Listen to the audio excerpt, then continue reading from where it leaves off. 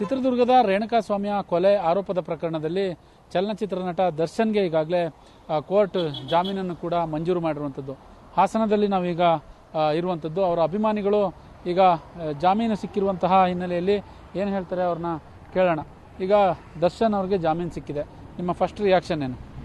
ಖುಷಿ ಆಗ್ತಿದೆ ಸರ್, ಸಂತೋಷದ ವಿಚಾರನ ನಮಗೆಲ್ಲರ ಅಭಿಮಾನಿಗಳಿಗೂ ಸಿಕ್ಕಿದೆ. ಇನ್ನು ಒಂಥರ ಇವತ್ತು ಹನುಮ ಜಯಂತಿ ಬೇರೆ, ಇವತ್ತು ಎರಡೆರಡು ಹಬ್ಬಗಳ ಆಚರಿಸ್ತೀವಿ ನಾವು ಇವತ್ತು. ತುಂಬ ಖುಷಿಯಾಗಿದೆ ಸರ್.